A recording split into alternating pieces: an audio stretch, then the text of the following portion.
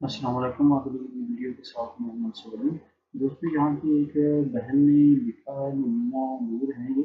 इनके लिए मैं वीडियो बना रहा हूँ और साथ साथ वीडियो अपलोड कर दूँगा आप तमाम दोस्तों के लिए जिनको ये कन्फ्यूजन है। वो कह रही हैं कि एक तो वो कह रही है कि भाई उस कराटे के स्टेटस चेक करने का भी बना दें, और नीचे वो बता रही हैं कि उन्होंने अपना स्टेटस चेक किया है ये सुई कराटे पे, तो वहाँ पे उनको ये डेट्स नज़र आ रही हैं।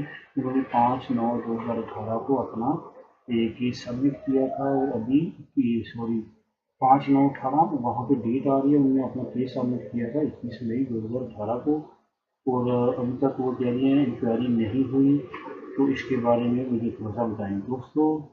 इसके बारे में एक तो मैं अपनी बहन को ये बताऊंगा कि ये जो आपने डेट्स हैं इन पर बिल्कुल नहीं जाना।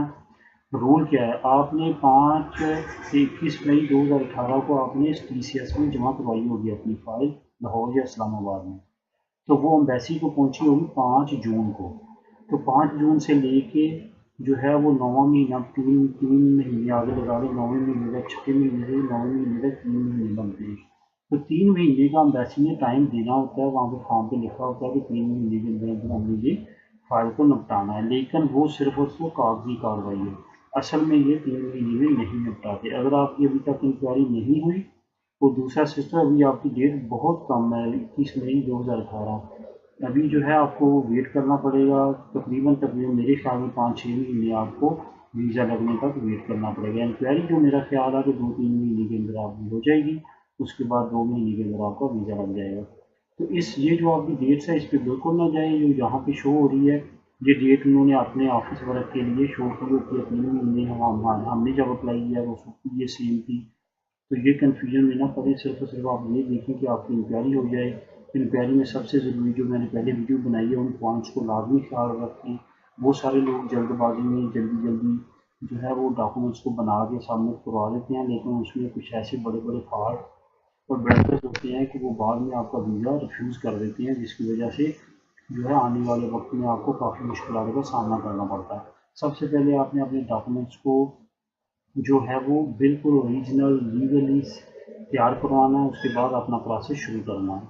तो इसमें उम्मीद है जो मोमिना नूर बहन है, इनको उम्मीद है कि ये क्लियर हो चुका होगा कि ये डेट्स का कोई भी मसला नहीं है। आपने सिर्फ और सिर्फ अपनी इंक्वायरी का इंतज़ार करना है, और अपनी जो सारा कुछ आपके डॉक्यूमेंट सारा कुछ है उसका भी ख्याल रखना है।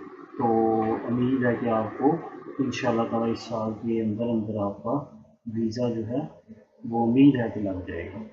तो दोस्तों, दुआ में याद रखिएगा। और एक बार मैं और आप लोगों से शेयर करना चाहता हूँ कि मैं भी आप लोगों की तरह का हूँ। जब मैंने फैमिली अपनी अप्लाई की थी, तो उस वक्त मैंने सोचा था कि काफ़ी ज़्यादा मुश्किलात हैं नए आने वालों को, तो मैंने वीडियोस बनानी शुरू की थी। अदरवाइज़ मेरा कोई भी एम्बेसी से कोई किसी जगह से लिंक नहीं है, ना खुदा ना खासा ना कोई एजेंट। तो सिर्फ और सिर्फ ये मालूमाती एक्सपीरियंस जो यहाँ पे स्पेन में अभी मेरे दोस्त हैं फैमिली अप्लाई कर रहे हैं, किसी की फैमिली आ गई है अभी कर रहे हैं, उनसे जो मालूमात मैं लेता हूँ वो आप लोगों के लिए वीडियो बना देता हूँ, ताकि आप लोगों को आसानी हो।